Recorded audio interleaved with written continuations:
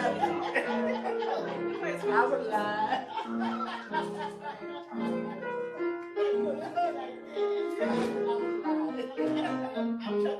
I would drink.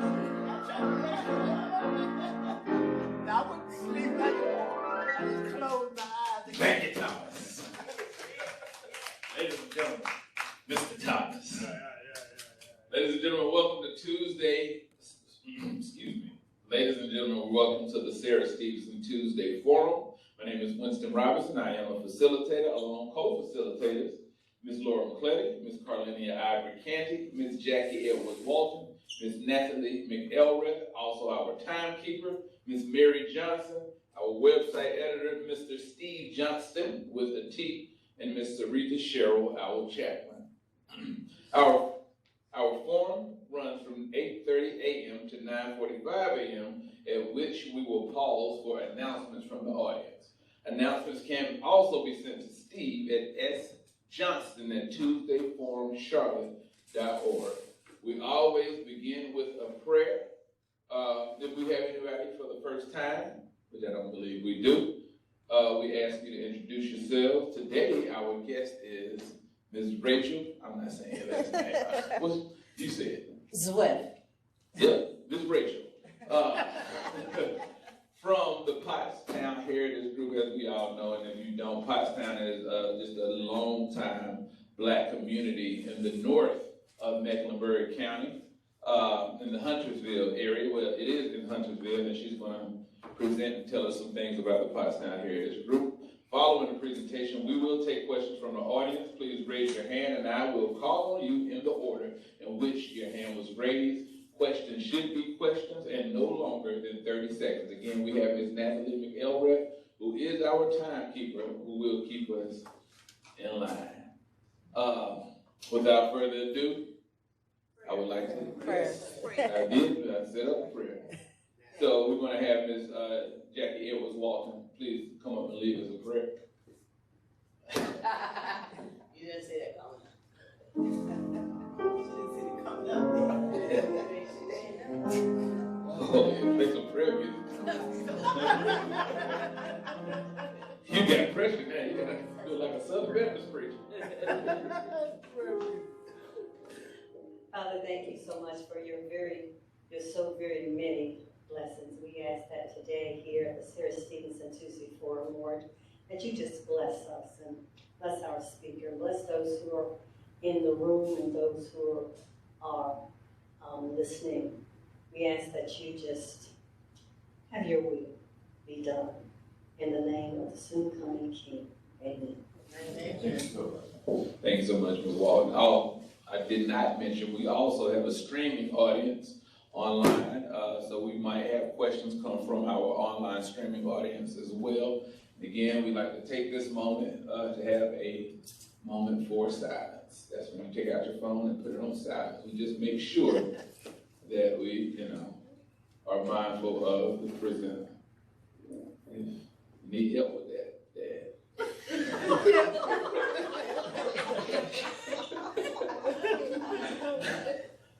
You got it? Okay. Turn it all the way off. All right, again, we see you, Tiffany.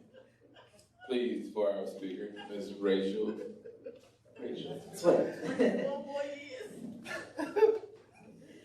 Hi, everybody. Again, my name is Rachel Zwipf. I am the co-chair of the Pottstown Heritage Group. Like Winston said, Pottstown is in North Mecklenburg County, at the northern end of North Mecklenburg, in Huntersville. If you know where the big Walmart is, we're about a mile down the road on the opposite side of, where Walmart would be, where the train tracks are on that side down the hill. So again, I'm just going to tell you a little bit about our nonprofit and answer some questions you may have at the end. And I'm going to kind of look to Steve there to go ahead and move on to my next slide. So our first slide is going to be our mission. Our mission is to empower the residents of the Pottstown community with vital tools and resources to combat the negative effects of gentrification and displacement through deep awareness, collaboration, and community advocacy. Our ultimate goal is to ensure that the voices of the community are heard and valued. And that's one thing that we really take to heart. This is my first year being in a nonprofit formally, and one of the biggest things is making sure that our residents' voices are heard. It's not my agenda, it's not anybody else's agenda, it is strictly what the community tells us that they want, and we have actionable goals that go towards that. Next slide. Again, throughout this presentation, you will hear how our vision is to preserve, restore, and revitalize the Pottstown community. And as you can see, this is the picture of the Pottstown community, given to me by the town of Huntersville. Roughly sits on about 207 acres, which includes the historic Huntersville High School, the Huntersville School number 2, which is a Rosenwald school. We actually have 2 other buildings on site that are historic but not designated historic. There is 3 churches that sit within the community. So it is just it is just a historical district. So next slide. Our community demographics. So about 70% of our population, our community is women, about 30% is men. Over 75% of our community is African American, with the next biggest demographic being Hispanic and Latino. I would say about 85% of our residents are seniors, and with about 50% of them being disabled in some type of way.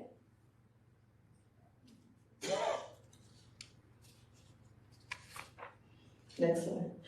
Our community challenges. So again, the residents' biggest concern was all the development going around us, how that was increasing the tax bill, and where that put them at, going forward, paying those higher tax bills.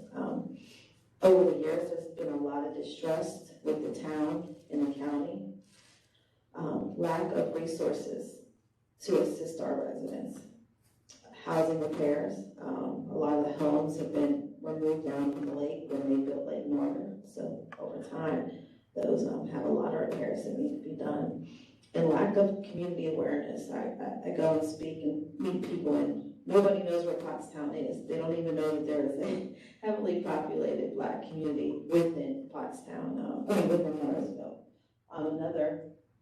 Sorry for the feedback. Another issue is that because Huntersville is on the census tract as higher income, we get left out of a lot of grants, a lot of things that would come to the town based on being off that census tract. Up here you can see a picture.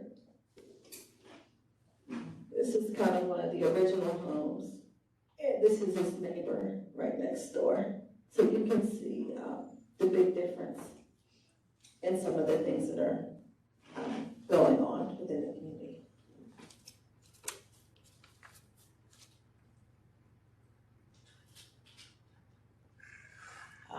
So our solutions, you can go to the next slide. The solutions that we came up with, that we are partnering with other agencies that can help us, again, as we are a first-year grassroots organization, to meet the goals and the needs that the residents have.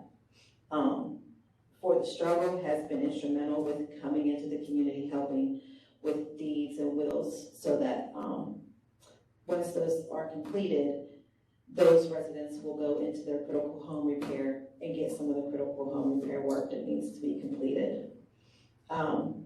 We have been able to increase community engagement, and due to having those events, we're able to go ahead and have honest and open dialogue, as well as build trust within the community, and then help to foster bringing back in the town and the county governments to help assist us with our efforts. And our other solution is working on branding the community. So, Pottstown has no street, no welcome sign in the community, no awareness that can make the residents feel proud that they live within this neighborhood. You can go ahead to the next slide. This just shows again our partnerships. A few months ago, we had Habitat come in and speak to the residents about their critical home repair, about the home buying process with them. We do have currently one Habitat home in the community, as well as we have one home currently being in a critical home repair, which the house sits right behind me, is going to look like a brand new house when it's done. And I'm happy for that residents. Again, the next set of pictures shows that we had for the struggle come out and work on those deeds and wills to help those residents be able to go into those programs to get that assistance.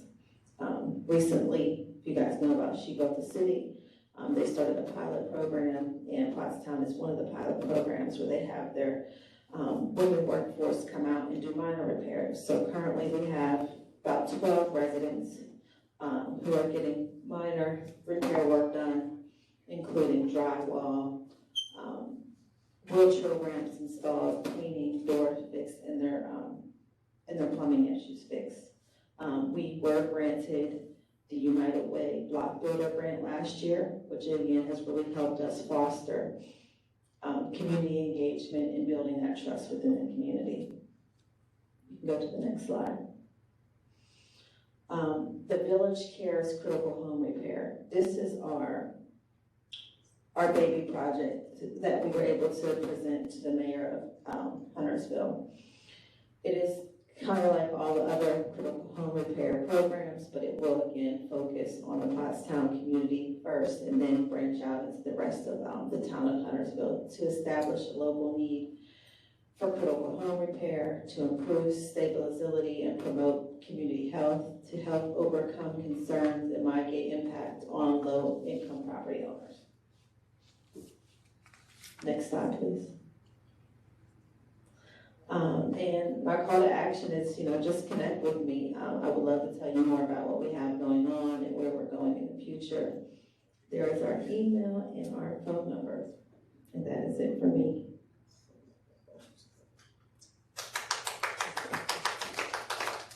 Thank you so much for the presentation, Rachel. So Tuesday morning forum tradition is Tommy Robinson always has the first question. And after that, we have Ms. LaWanda Mayfield, who also has, and then Ms. Jackie has a question. Okay, well, everybody got a question. All right, so we're gonna begin walking around with questions. My question is,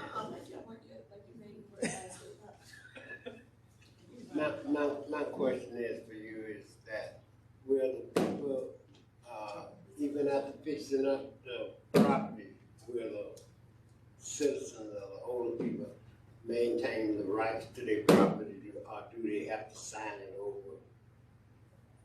What happens with the property when the older person dies or the person who owns the property dies? So my understanding, I know with the Habitat for Humanity's program, because once they get the repairs, they're not allowed to sell the property for a certain period of time. That particular home, I know the family, he has kids, so I know that the house is more than likely going to go back to his kids. As far as if somebody dies and they don't have inheritance, we're looking at the possibility to go ahead and start a land trust in the future, but right now it's not something that we're ready to do, but it is definitely in our peripheral vision. And for the struggle coming in and talking to our residents actually on 2 separate occasions, reminding them the importance of having their deeds in order and making sure those wills are taken care of correctly so that that land doesn't get sold and that it can stay within the community and stay affordable for us and the rest of the residents. Good morning. Thank you for the presentation. So the question that I have for you is filing closed on Friday. So we're in the middle of an election right now. What are you and the organizations that you have as partners doing to make sure that not only the residents know to get out to vote, but y'all have 3 people running for the seat of mayor and 17 running for the Huntersville Town Commission.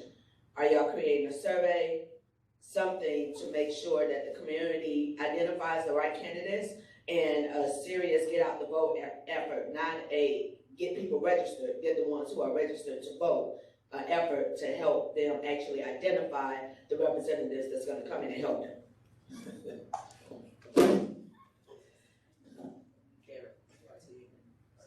That's not a question. Yeah, well, I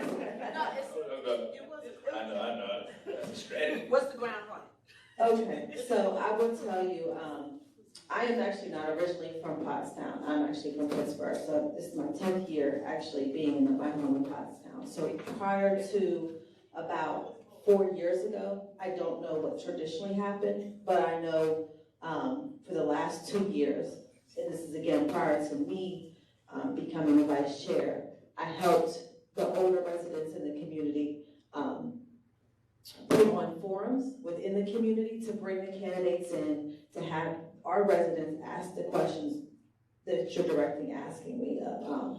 1 year we had it at the local barber shop. 2 years ago, we had it at the park, and it turned out great. So we definitely encourage them to come out and speak. This year. Yeah, and this is Rosalind's pointing to me.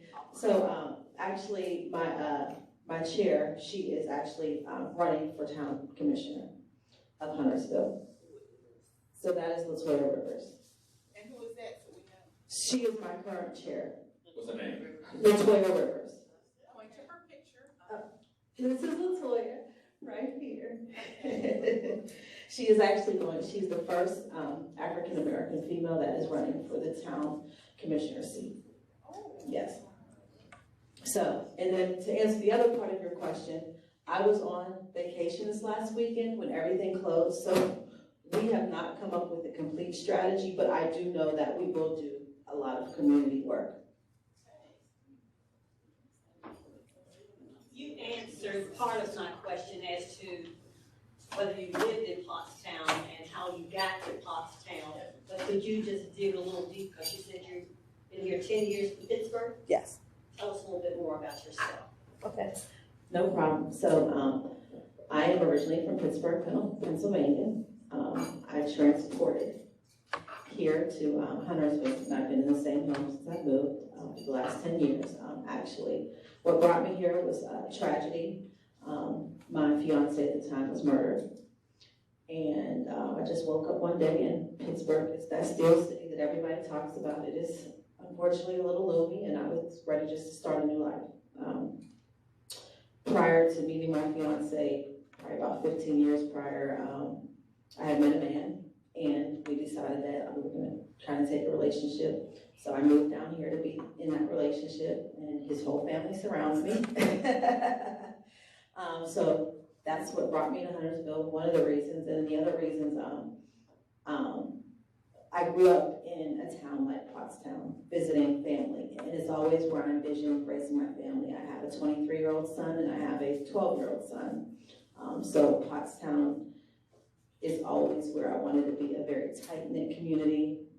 My neighbor tells me my grass is getting too high. When I go on vacation, she gets my mail. She tells me just about everything that's going on in the community. So for me, that was just really important for me to raise my sons. All right, we have Tiffany, Miss Laura, then we have a question from the internet. And also Then Miss Blanche. Dr. Penn, excuse me. I saw you had like some undeveloped land, like green space. Are you familiar with what are the EJ issues, environmental justice issues in Pottstown? And how are you all addressing them? Would love to partner with you around that.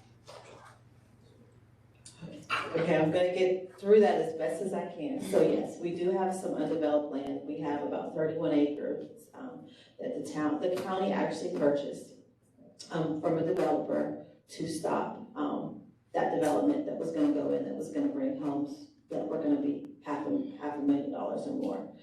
So can I say that I'm on the PLG? yes, you can. Okay, so I am on the Pottstown Leaders Group, and Ms. Rosalind is our facilitator with that. She helps us with our relationship building with the county on what that land is going to look like. I do not sit on that subgroup that talks about the total land development, but I know that they are asking the county for the reports. on that particular land. I live directly across from the Huntersville High School, which has been abandoned for several years. And there are definitely a lot of environmental concerns about that.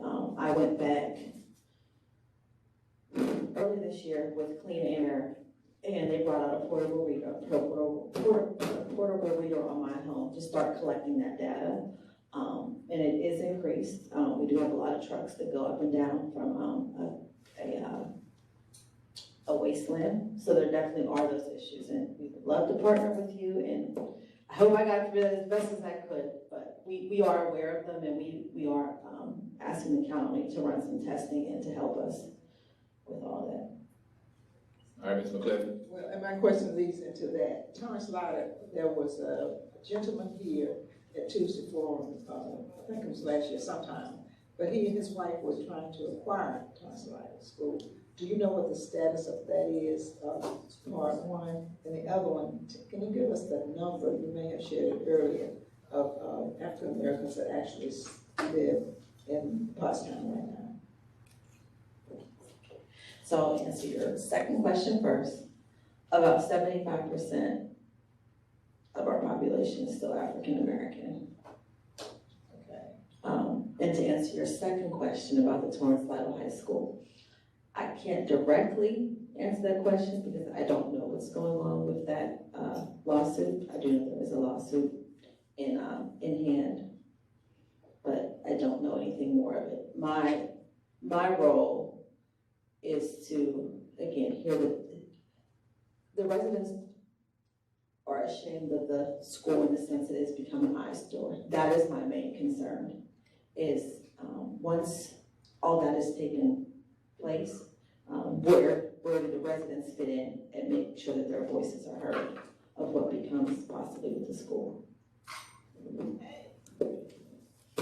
All right, let's go to Dr. Penn. Then I'm asking the person if they would like to be identified with their question. Thank you for coming out today. Quick, I was in Pittsburgh just this weekend dealing with housing, rallying in that particular area, and now I'm back here in Charlotte.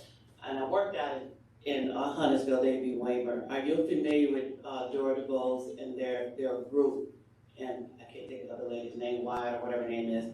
Are you familiar with that particular group? Because you're saying 75% is still African Americans that live in there, but I'm seeing there's a lot of people being pushed out of that neighborhood also. So what are you doing to try to change some of that and helping some of those residents that's still there?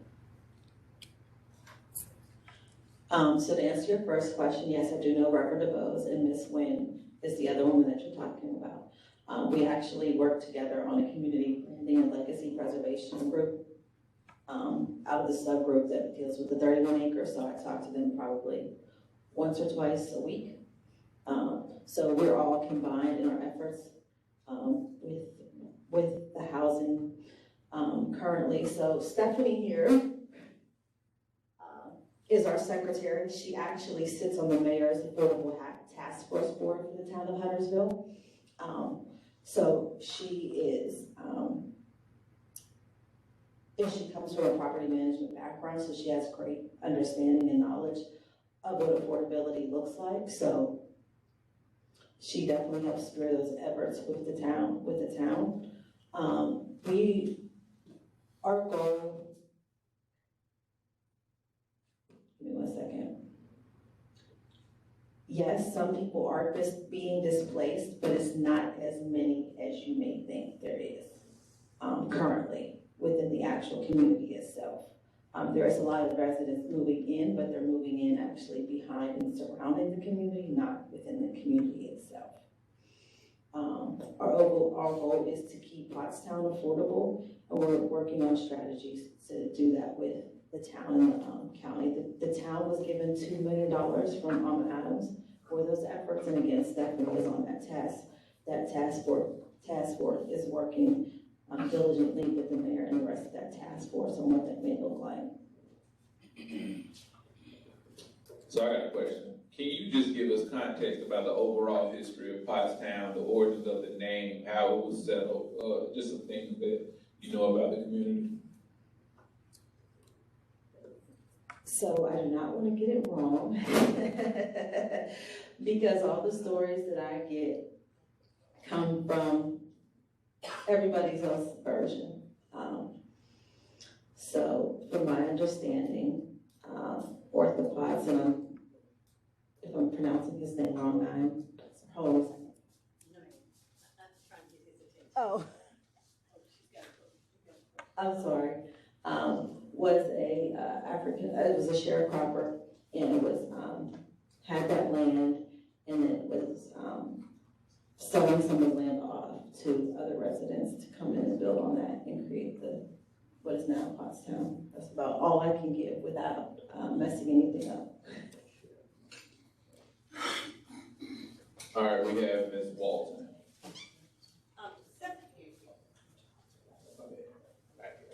About 35 years ago, there was a group of folk who worked along the Central Line of the Council of Government,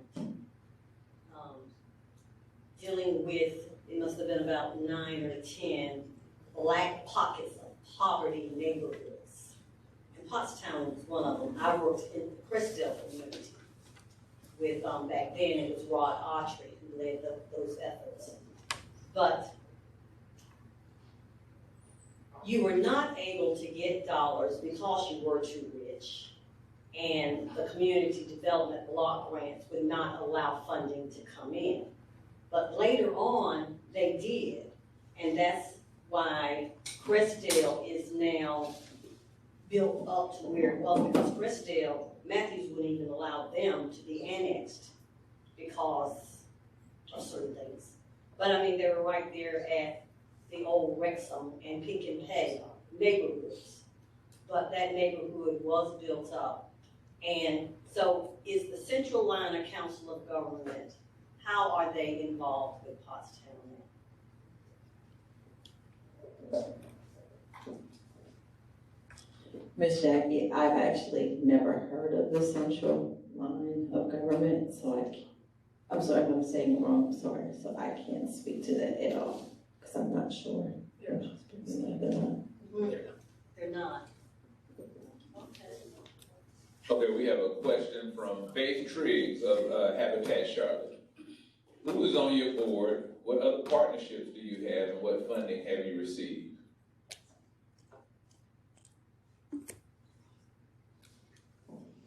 So again, Latoya Rivers is our chair. I am the vice chair, Rachel Zwipf. Stephanie is our secretary. Mr. Emmanuel Allen is our treasurer, and Leonard King is another executive board member. That is to answer that question. The second question was, who do we currently have partnerships with? Other partnerships, I'm guessing beyond who you shared on the presentation. Again, the town, we're working with Hearts and Hands Food Pantry. They came out and did a mobile pantry about a month ago. We're working with East Huntersville Outreach, which has been long-standing in the community. It's a church-based group that helps with food sustainability, Habitat for the Struggle. We're continuing to make more and more partnerships as we go along. We were provided a grant through United Way, as well as a grant through Habitat for Humanity. All right, Dad. Yeah. My question is, like, they used to have numerous black communities. Like, black people lived in communities near cities because they didn't have transportation and stuff, so they couldn't go to the suburbs. Now you have a trend where they're trying to replace black communities because the property is very valuable. And so, is there anything black people can do to stop that? You know, because it's a concerted effort to replace black people in inner city communities. And that's a fact. You know, like Charlotte used to have a lot of black communities. Now, Brooklyn, Third Ward. Mm-hmm. Now these communities have been replaced with industry of other communities. So is there any way that black people can stop this replacement? You know, it's just taking black communities. That's why she's here. That's why she's presenting. You wanna answer that? How can we stop it? I mean, so, I don't think that we're gonna ever stop all the development that's gonna happen, but I do believe that we can take a united stance to make sure that our voices are heard and hold government officials accountable every step along the way, for the things that they have done in the past and how they're gonna make them better in the future. Like I said, within the last 4 years, I became more involved with the town of Huntersville, and the political ring is just, going out and being present in meetings. And I can say, in those last 4 years, I've definitely seen that when I email the town manager, I'm getting questions back the same day. I'm able to have those relationships to get the answers to the questions that we have personally and for the community as a whole, and be able to report those back to the rest of the residents. I think that's our biggest thing, is we have to pull together and make sure that we continue to be the loudest voice in the room.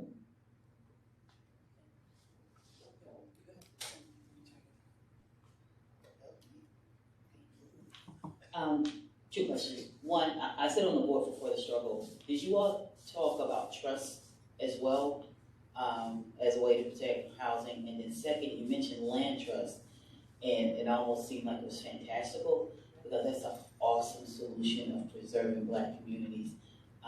So how far off would you all be in considering becoming a land trust? I do believe that at the second meeting that For the Struggle came out and talked, Alicia came out and talked, they talked more about trust. I was not present at that meeting. I would like to see it happen within the next 2 years, honestly. But I don't know much about all of that, so I have to do some work. I was just introduced to somebody, so I'm taking it step by step and working through the rest of this as well. But I mean, I would like to see it happen as soon as possible. All right, I actually have a question. So recently, actually last Friday, I took a trip up to Davidson to visit the Ada Jenkins Center. And that was my first time ever venturing that way towards Davidson outside of the university. And I was driving along the street, saw, all of these, $1 million homes, or what I expected to see at Davidson. Then I saw nestled in between them, I believe it was Ebenezer Baptist Church. And it kind of just gave me context of the entire surrounding. And not to mention, again, even Ada Jenkins Center being there. And I wanted to know how aligned you were with communities that are in the north of Mecklenburg that may have that Black history that, kind of face the same threats that you do. We do work with Smithville Coalition. I talked to a lady by the name of Sharice Spans that works directly with them, so we talk all the time. Also, we have Huntington Green, which is more Hispanic population. That is trailers within Huntersville. So we have a good relationship, and continuing to build that and form kind of together and talk about all those issues that surround the historic Black communities and minority communities within the northern region. Because again, everybody thought we were rich. And didn't know that those pockets existed. Ms. McClellan? Okay, my question is, you shared with us a house next to another house in Pottsville. Is that house that doesn't look like the one in Pottsville, is it in Pottsville, and who developed that, and what does it look like for the future? Now, you shared it with us up here, an up-to-date house and an old house. How close are they together, and what threats does that throw on Pottsville, and is it a part of Pottsville? That house, the new house. Can you go back a couple of slides? Yeah, there it is. So it's actually right within our community. It is. So again, this is the older house, and this is what most of the houses within the community look like. They're ranch style houses. under about 1,200 square feet. My house is 800 square feet, 2 bedrooms, 1 bath for most of the park. I think we sit, would you say a half acre? Each lot sits on at least a half acre. If they building a house next. So this is the other part. So you can see back here, this house is on the corner. This house is directly across the street. There's another house that you can see kind of right here that looks similar to this house. And then these are all new builds. And this is about, I think about 7 houses going up this way, and then it stops. So this development was part of Vermilion Village. That land was bought years ago, and the developer that was going to purchase it didn't want to expand into what you've seen as the undeveloped area, which he would have named Valleja Village, and it would have impacted us dramatically. We have been able, that has been stopped. So that's kind of where that is. Was there another question? I'm sorry if I forgot another question you asked within that. You answered my question. Thank you. You got a question, Ms. Mayfield? I was just gonna ask for you to say your name again. Thank you. I was just gonna ask for you to say your name again, because I'm trying to do an email introduction on something. Rachel Zwipf. My last name is spelled Z-W-I-P like in Paul, F like in Frank. It's German. The P is silent. Ms. Walker, you got a question? Now, the county bought some land in the area. Can you go back to the 3rd slide, please, Steve? Thank you. So how is Park and Rec, which has been in that area, in some of the black neighborhoods for years now, trying to make a difference. What's their role now? Okay, so get back up there. So again, this is the undeveloped land right here, as you can see. This is the David Waymer Park, okay, and Pottstown sits within the town of Huntersville, but also Mecklenburg County. So Mecklenburg County owns the David B. Waymer Center and the park. So they do collaborate. The park, part of it is owned by the town, part of it is owned by the county. We're actually getting upgrades to our park, and I'm really happy and excited about that because I have a son who loves to go to the park every day, and looking forward to see what that becomes.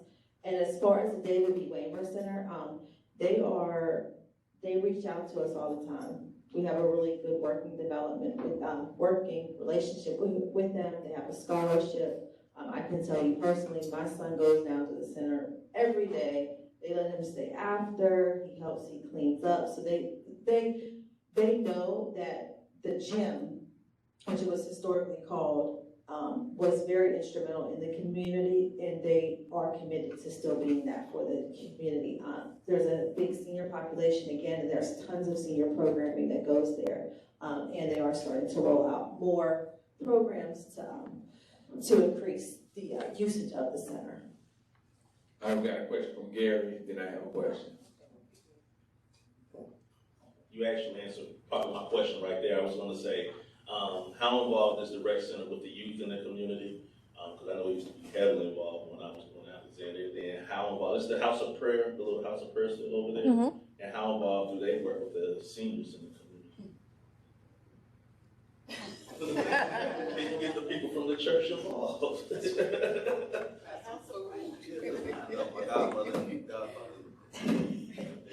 So again, I did answer your first question.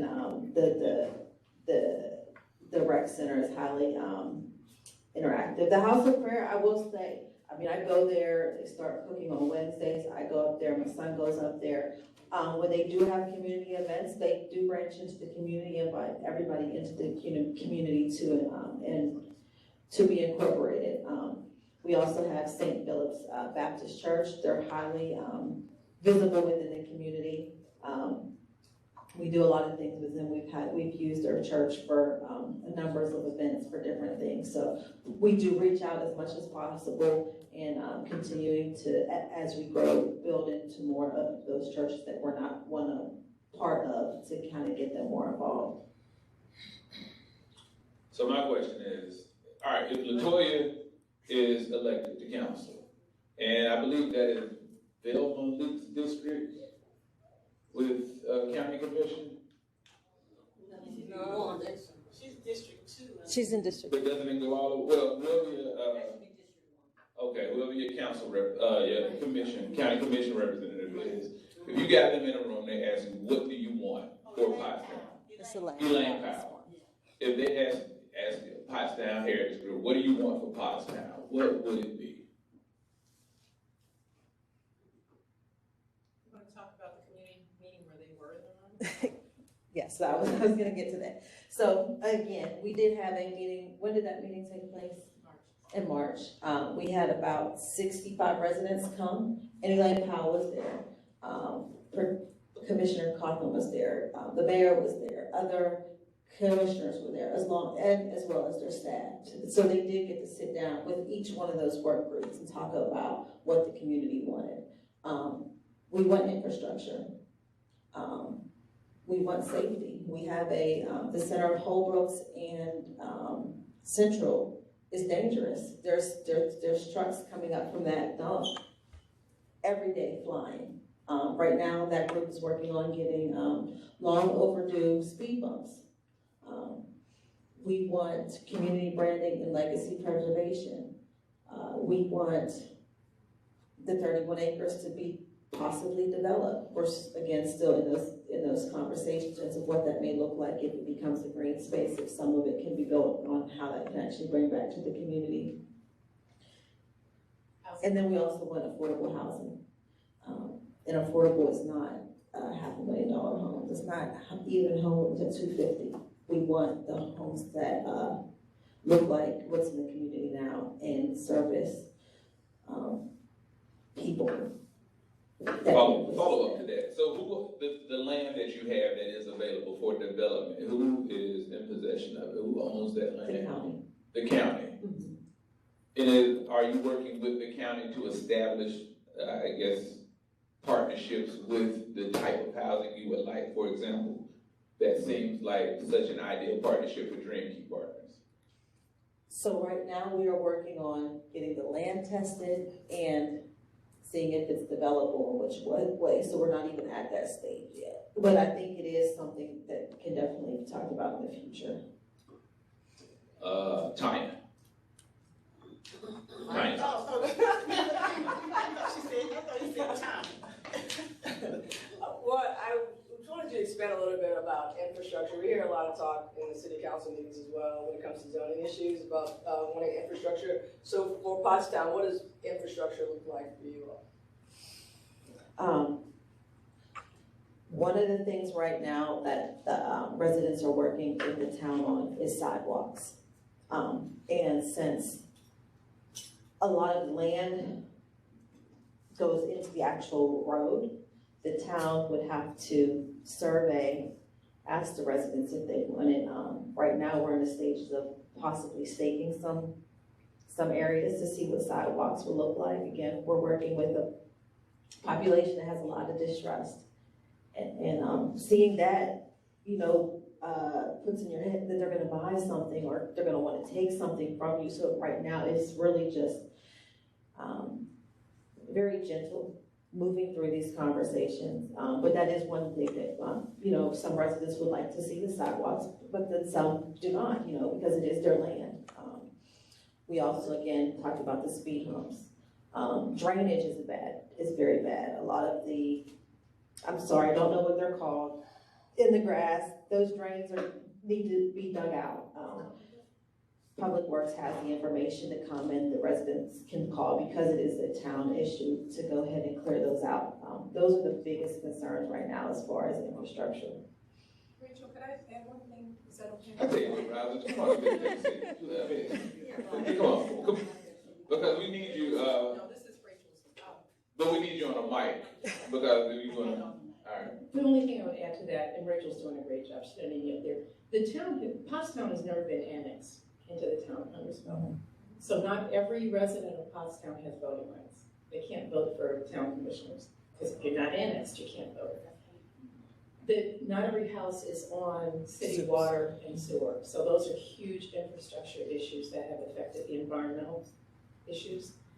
So lighting, sidewalks, curbs, speed bumps, water and sewer lines, environmental safety. Those are the infrastructure. wait a minute, so wait, is County for that then? that desire or disparity? Would Pottstown like to be annexed into Huntersville, or? So we've got this history of mistrust that Rachel can speak to better than I, because I don't live in Pottstown. So when it comes to the annexation, again, I believe that one of our elders back 30 years were promised a lot of things that when they were annexed, they didn't get. So how can you trust the very people that said they were going to do these things and have yet to do them? So again, like Rosalind said, there is some land that is not annexed. There are some people not on water, and it's hard to have those conversations because they just really don't trust. So that's really, and again, when we come into play as the Pottstown Heritage Group is to continuously go out and talk to them, even bring those commissioners to the doorstep. One of our fellow nonprofits, she's brought the commissioners in to try to have those conversations, and it's still hard for our residents to come out and again still have those conversations about those things, to have those questions answered directly. We have Ms. Mary and we have Chris.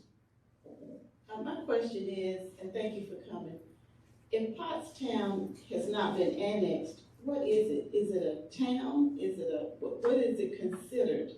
And who does it belong to? You know, is it a town in itself? Can you have a mayor of Pottstown? There you go. So I am actually right about here. We're annexed, okay? The parts that I believe are not totally annexed are right around here, and I'm not sure about this. I think there's some possible talks of annexation as this is possibly being developed. So there is some residents, I don't know how many are not completely annexed, but it's not the whole Pottstown. All right, we got Chris. What is your mail? I mean, are you considered Huntersville? I'm considered Huntersville. I mean, the unannexed part. Where do they get their mail? I mean, They put Pottstown, North Carolina. yeah. No, they put Huntersville. Yeah. They put Huntersville. I know that they do not have the ability to vote. I do know that. But for county, only for county. Right. They can vote county, but not the Huntersville municipality. Yes. Okay. All right, we got Chris and LaWanna. So is the water source that's not, from the city or the county, is it from septic or a natural well or spring? That just caught my attention, like a water source. I believe it's septic Septic tanks. and sewage. So they have to be on wheel. All right, LaWanna, was it LaWanna? Yes, LaWanna. Excuse me, I'm sorry, it's Councilwoman Mayfield. I'm so sorry, I mean, you know people personally.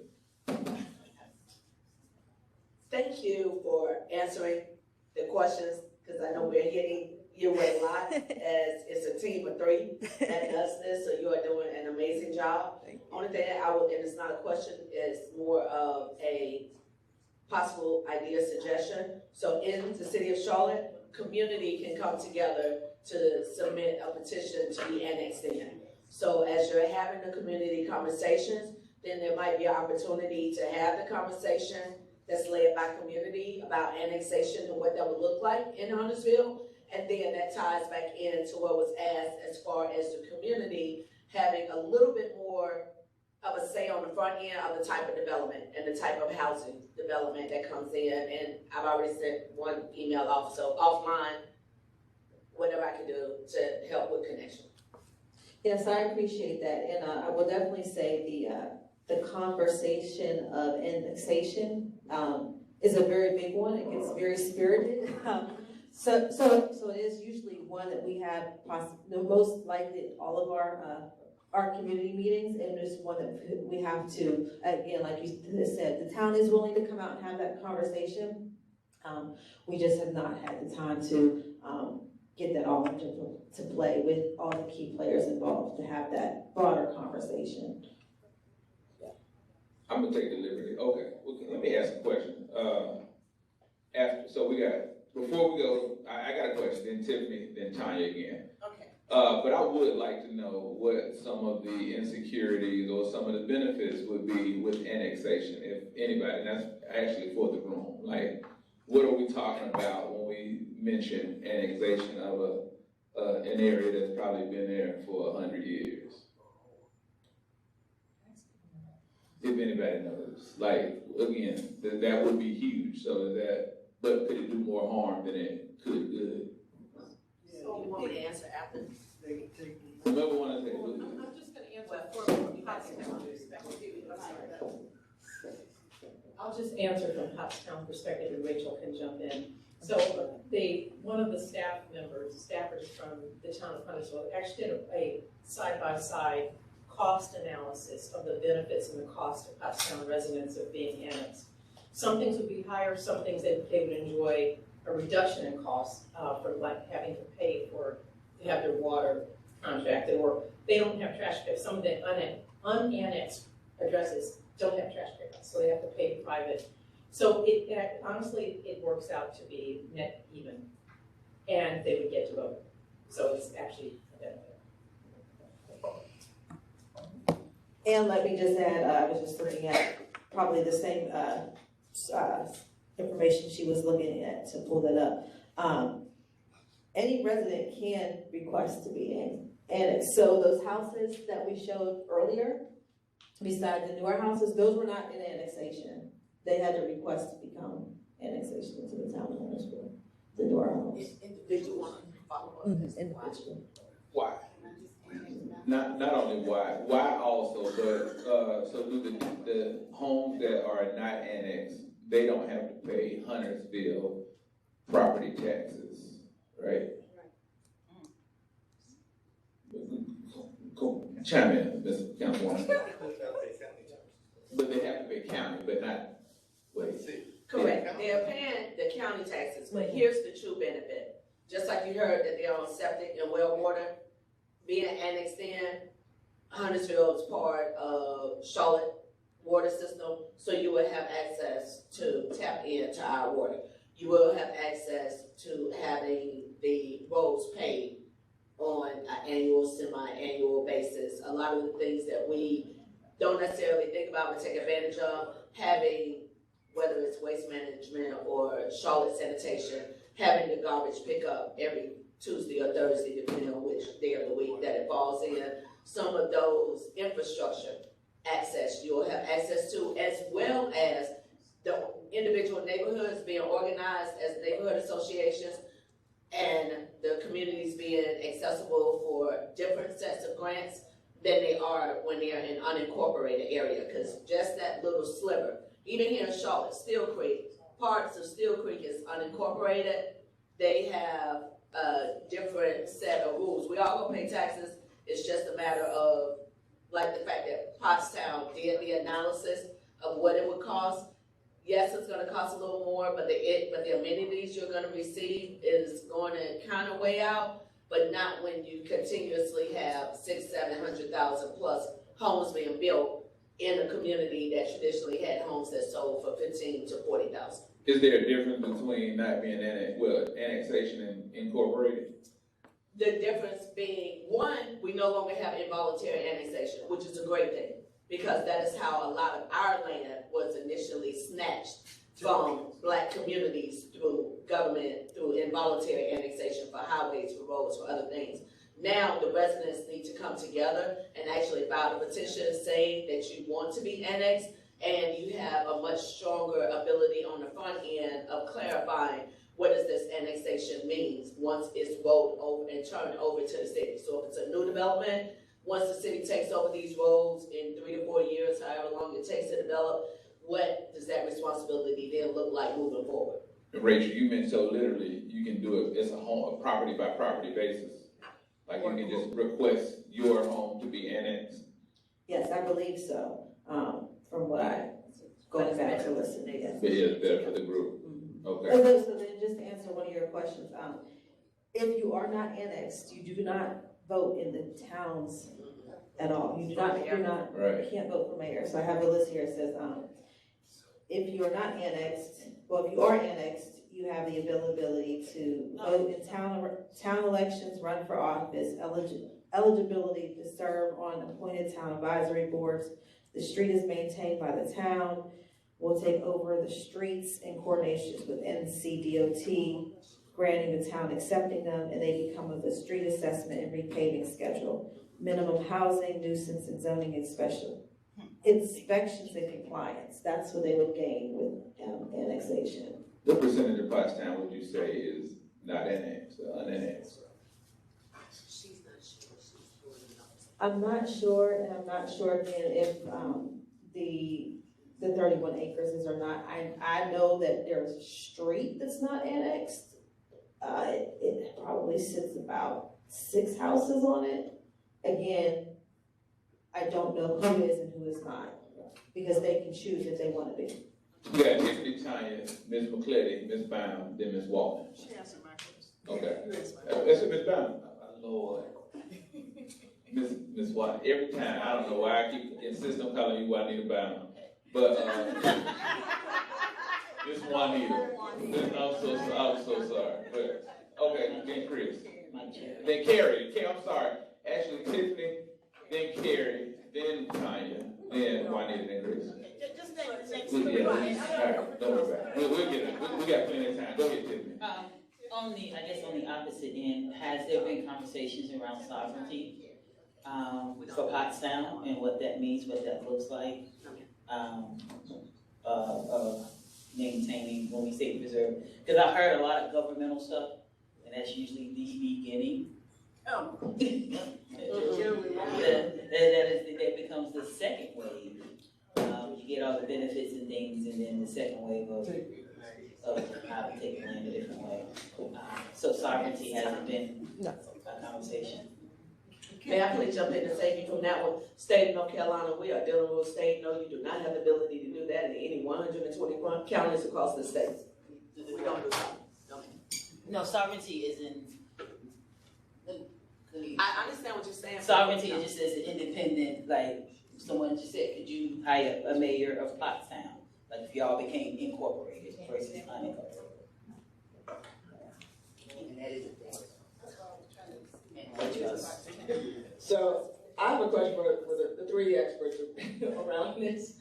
So I was curious, with the demographics of Pottstown, the legacy demographics is probably who holding out. I assume they're older then.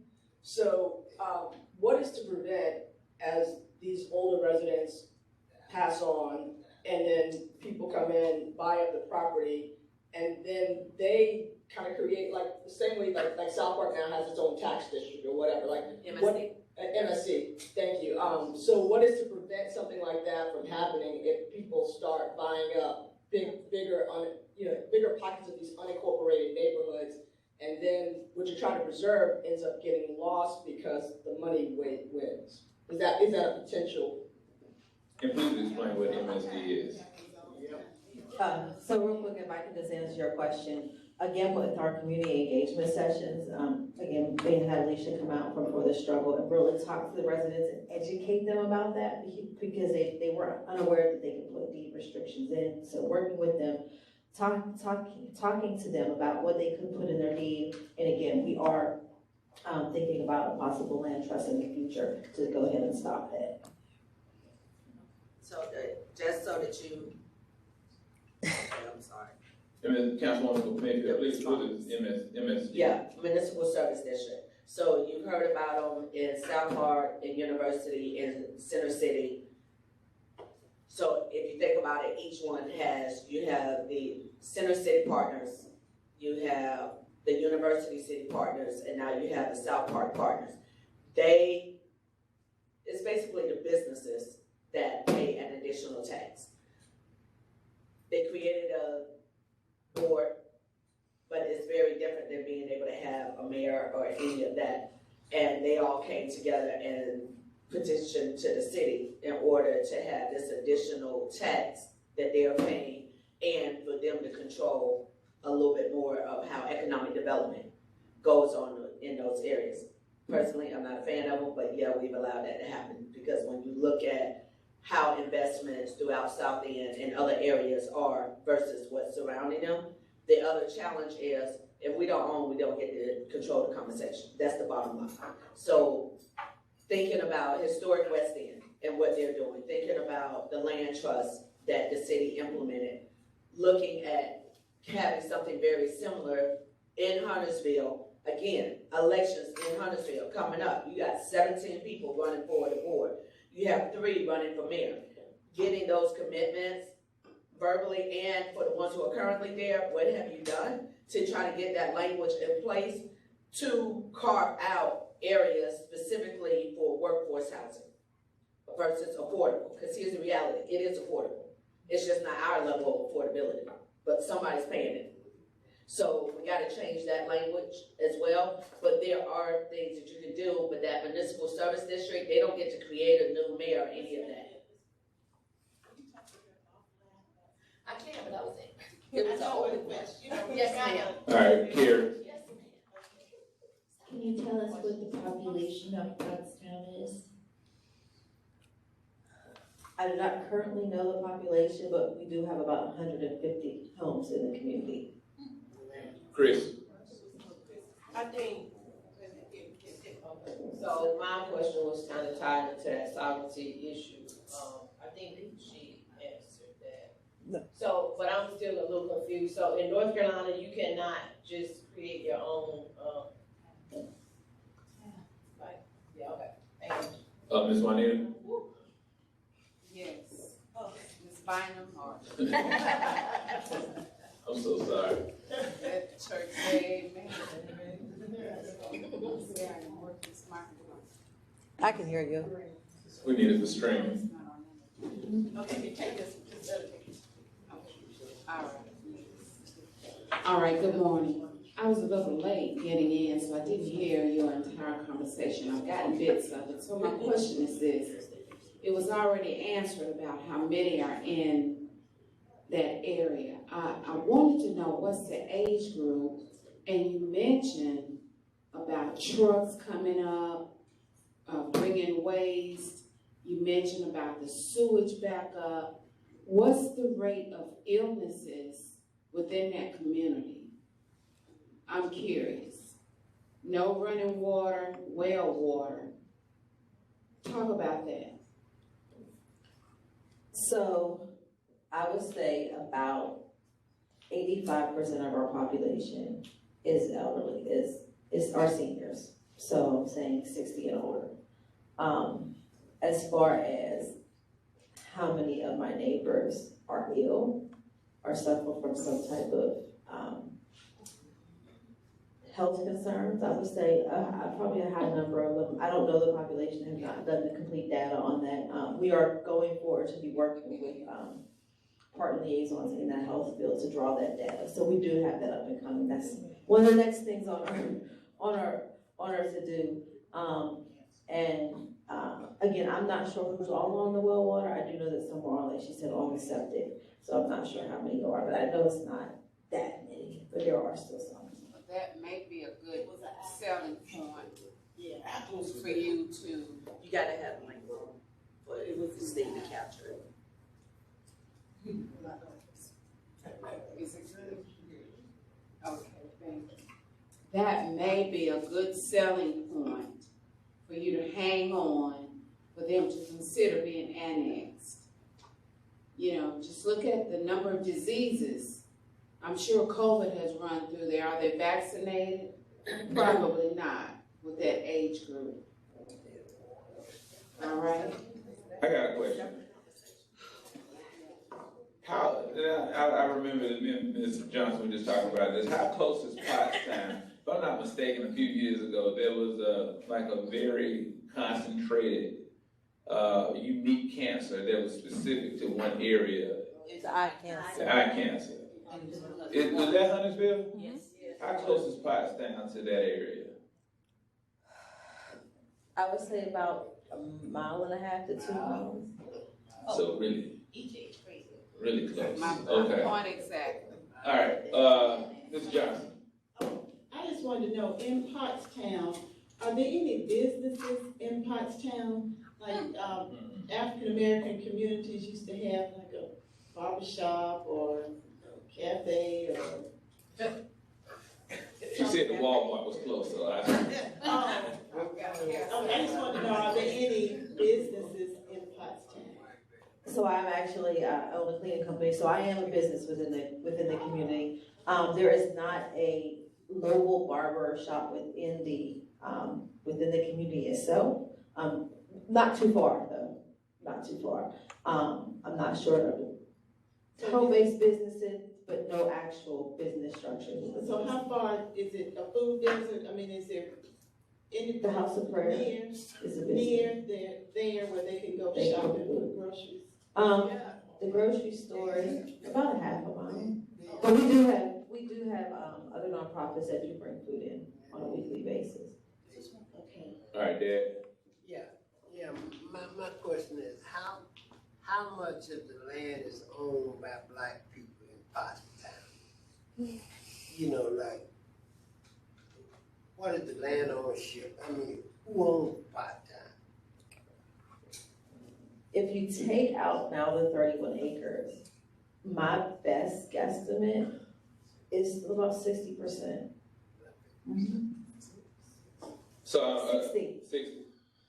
I got a question. So again, another hypothetical. If it was, your world, how would you see, or how would you have the Torrance Lytle School property utilized? What would you like it to be? Or all of those schools that are going unused, what would you like them to be in that community?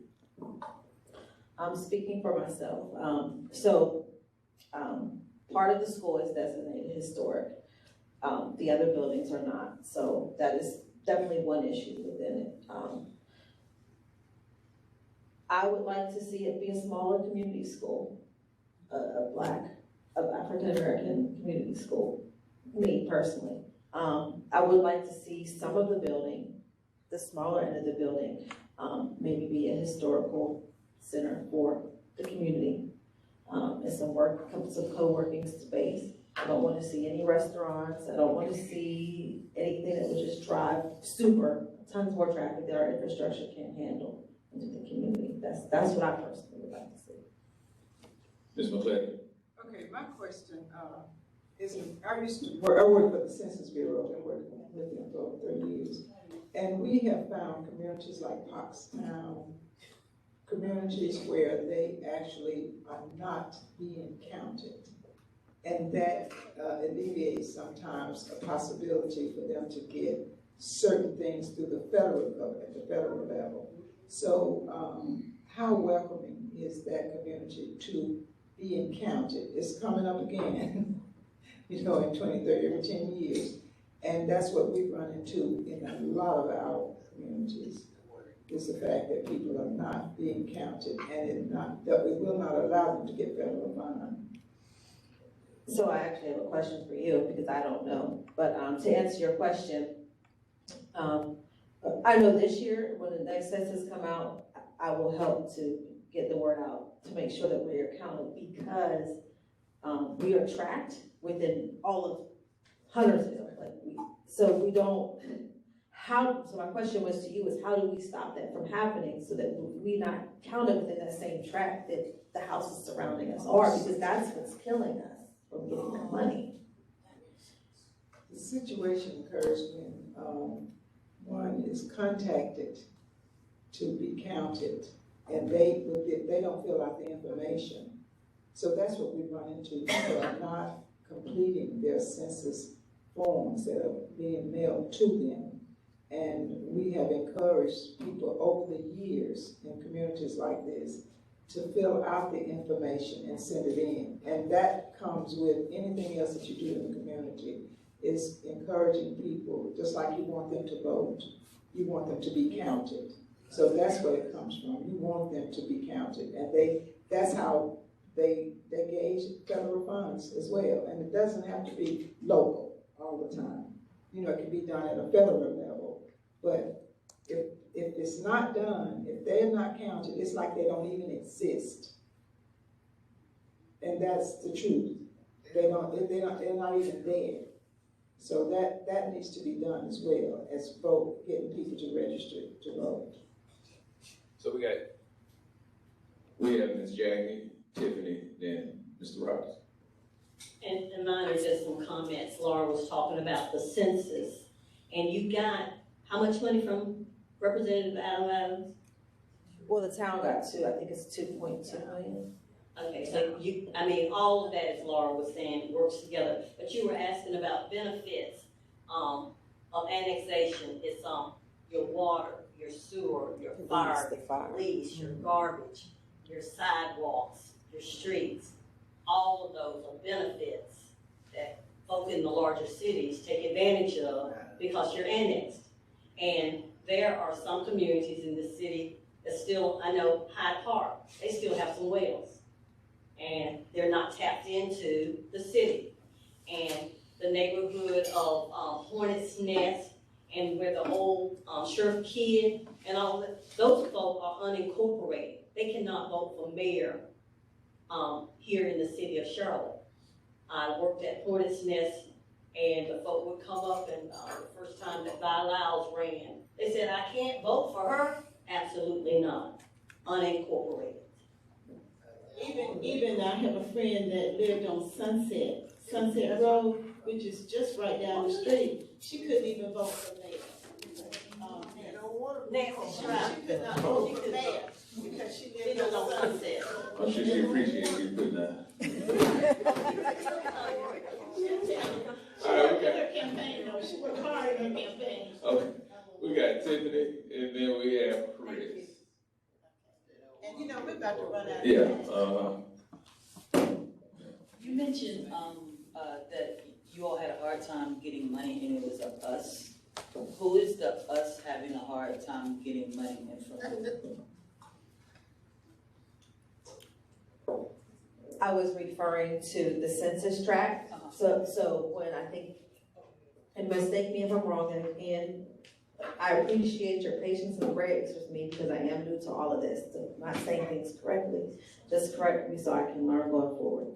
It's very difficult for the town to get some dollars for some of the things that we asked for because of the census tract. The town, you said for Pottstown. For Pottstown. Because of where we're actually located. If this is Pottstown, and our census tract is here, and those houses are all 700,000. Our houses, I know, mine's valued at 180 or something like that. Like, it's such a disparity that we can't get those federal dollars. The organization? The town. Okay. The town to get infrastructure and things like that, some of it. Thank you. all right, Chris. Okay, so I'm just confused. So if they,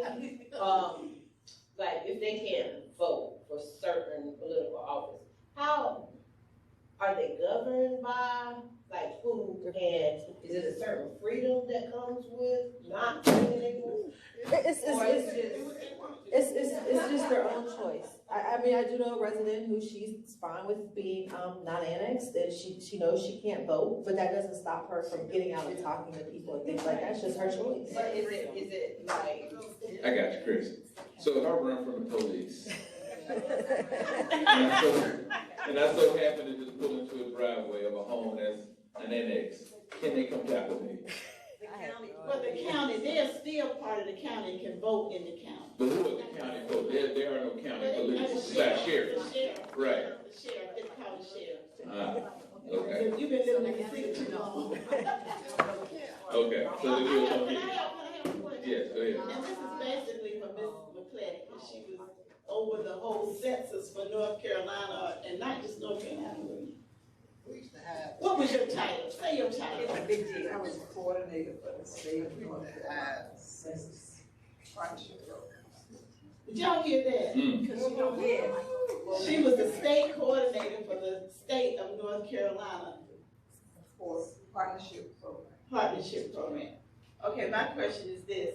If those people have filled out, because like you said, they don't exist if they don't do it, right? If they had done it and put down their income level, would that have made a difference? Would it have made a difference in them being able to get money or No, not? the annexation is Here you go, Ms. Okay. makes a difference. Oh, okay. It's like they don't even exist. Right. It's for us. The microphone's for you. Oh, I'm sorry. It's like they don't exist. It's like they don't, I mean, that's what happens. It's like it's like you don't exist. And that's what they can use with the federal dollars that they get, because you're not counted, you're not there. So, it sounds like we need education, more education. That's what I said, it's like voting, it's just as important as voting. Okay, Tommy. A lot of people, this is more statement, a lot of people don't want to exist. Wait a minute, be quiet. Take this. Okay, a lot of people don't want to exist. Like, you look at the outer islands, like you go to John's Island, Hilton Head, those people move to those islands because they didn't want to exist. So we got to divide what is wanted and what is not wanted. That's why I asked how much land is owned by black people in Pottstown. Everybody don't want to be a part of the city. That's true, Thomas. And you know what? Because those people are self-sufficient. They're self-sufficient. They built their own houses and stuff. All right, ladies and gentlemen, I want you to please give it up for Ms. Rachel Zwipf. Wait, actually, so yes, two questions. One, how can we contact you? How can we find you? Do you have a website, social media? And how can we all help or get involved? So there goes our contact information. Best way is email. This is our phone number. I currently have the phone right now. It's passed to board member each month. We are currently almost finished with our website. So hopefully we'll get that soon. I do have cards for you, so if you reach out to me, I can send you the presentation, and I can give you my personal number, and we can chat. Yeah. Thank you so much, Rachel. We appreciate the presentation. Look at that logo, y'all. That's the gentrification how we're talking about. Thank you so much. Thank you so much, Rachel. Again, we learned so much about Pottstown today. We're going to go into announcements. If you have an announcement, please raise your hand. If you have an announcement, please raise your hand. Councilwoman Mayfield. Councilwoman Mayfield? How can we help, actually? Right. Did you ask? Yeah. Lot of mercy. So again, for me, being the vice chair, being new to grassroots organizing, I would greatly appreciate just coming to talk to us, coming to give your expertise, and we can build upon that and build a really productive relationship to prosper forward. Now, All right, announcement. hey everybody, LaWanna Mayfield, filing closed on Friday. I did file for re-election for city council at large. I am asking for all of the members of Tuesday Morning, Sarah Stevenson's Tuesday Morning Breakfast Forum, for your continued support, those online who are watching as well as those here. We do have 7 individuals that filed for at-large for the 4 seats this time, and every district except for District 1 and District 7 has a challenger. So you have a number of choices that are on the ballot all the way down. Please do your research. Please take the time. Please get out and vote in September, because September is where you have your choices and your vote has the greatest power. Thank you so much. Any other announcements? Tiffany.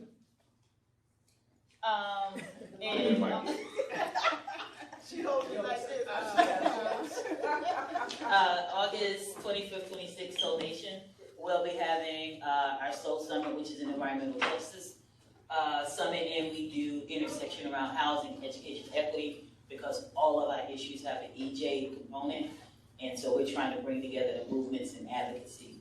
So that's August 25th, 26th, and information will be going up on soulnation.org. So come out and support and learn how EJ is affecting all the things. EJ being environmental justice. Yes, thank you. I knew All right, Tanya. We talk about what's going on with LO, the sessions. One today, right? At 2. I have an announcement. Okay. Mary? Oh, my Mary, Ms. announcement Johnson? is, I went to the applesauce group, whatever it Vibe was, outside. I was there. Oh, Vibe, was that it? Vibe outside. Oh, yeah, okay, oh, Vibe outside. Vibe Yes, outside. I love My husband and I went, we had got all a my contacts. fantastic time. And, I it like was just, applesauce. you know, it rained, but, you know, we were under the shelter while the rain, and then, you know, when it stopped, we came back out. But it was fantastic. I'm not gonna miss another one. I appreciate you coming. And that showed us something. Black folk don't mess with rain. So for us to have that turnout during that type of storm, I was really taken aback by the level of support. So thank you And the for food coming. was so good in back, that food truck that had the fish. Oh, I heard about that fish. That fish was so good and those fries were so good, and that's why I couldn't come Tuesday, because it took my blood pressure. I knew I was gonna be sick. I said, Sometimes it's worth it. You know, the joys in life. I'm sorry. But again, y'all, thank you so much. We do acknowledge our elected officials. We've already acknowledged a million times, but Councilwoman LaWanna Mayfield sitting at large currently. Thank you for your work and your service. If our hearts and minds are clear. Happy birthday to me. Hey, wait a minute. On Saturday. House musician Mr. Thomas celebrating a birthday. Yeah. Matter of fact, let's break out the song. Happy birthday to you. Happy birthday to you. Happy birthday, Mr. Thomas. Happy birthday.